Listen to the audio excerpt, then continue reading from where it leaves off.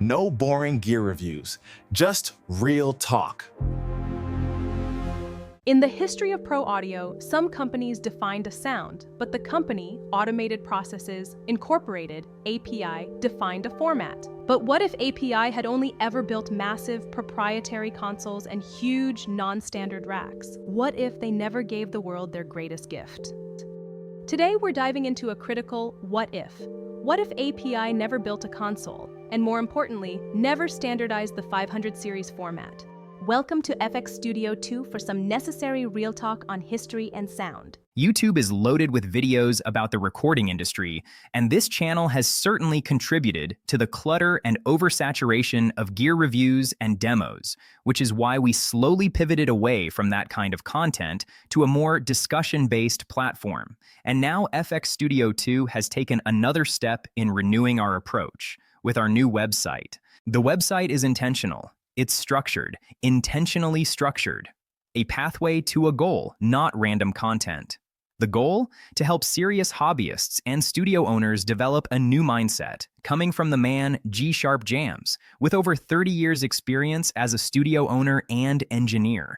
A mindset not focused on gear worship or an endless list of tips and tricks, but a mindset of decision-first engineering and workflow over gear worship. As I said, the website is intentionally structured. It's designed as a progressive learning experience that follows a three-step process. 1. Reading the included book, Behind the Glass. 2. Reading the core essays that expand upon each chapter of the book. 3. Read the academic articles, 3 per month, that go even deeper in depth. By the time you have completed the 12-chapter book and the 12 core essays and the 36 academic articles, you will change. Thus, your approach to how you work in the studio will change. This is not for the person looking to be entertained with gimmicks or quick tips and tricks to help fix their mixes. This is a complete mind reset. No filler, no fluff, just real-world understanding, not just random information.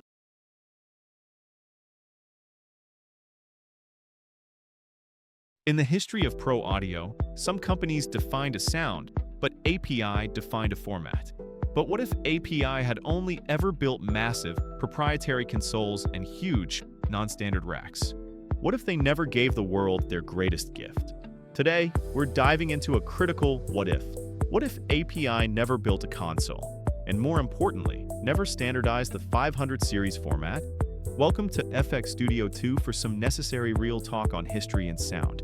If API only existed as a manufacturer of one-off, large-format desks, the recording world would lose 3 foundational elements.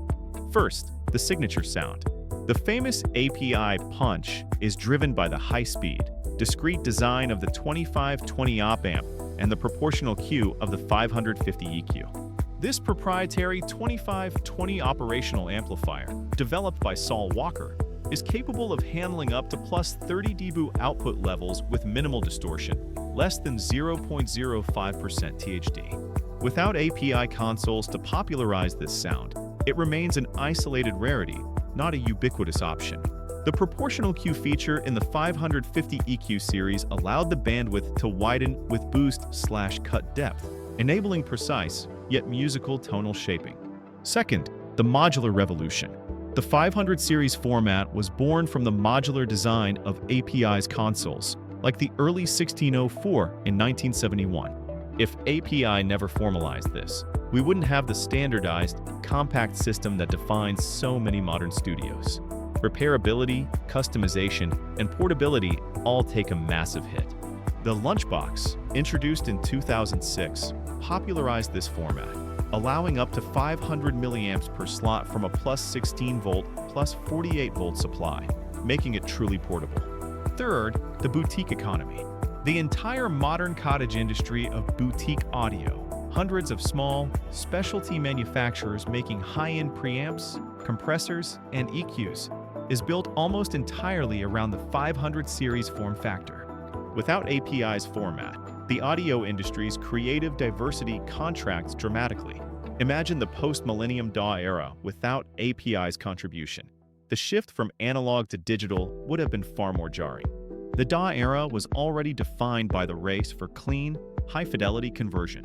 What engineers needed was a way to inject character and punch back into their clean digital recordings. Neve modules, while beautiful, are traditionally large and expensive, like the 1073, which was 10 inches wide, making them less accessible for many studios. Without API's small, relatively affordable, and high-impact format, the hybrid studio would have struggled to find that essential mid-forward aggression and tight transient response. Rock music, hip-hop drums, and anything requiring that aggressive snap would be defined by either expensive, bulky gear or less characterful IC-based circuits. The core of the problem, API democratized the discrete analog sound. Without them, that punch remains locked behind the six-figure console price tag, making the overall flavor of popular music cleaner but less exciting. The biggest historical impact is the absence of the 500 series as a global standard. API's modular design, formalized into the lunchbox, fundamentally changed how engineers own and use gear. The 500 series allows a producer to take their entire custom signal chain, preamp, EQ, and compressor, from a Neve-style transformer to an API-style op-amp to an SSL-style dynamics unit, in a backpack.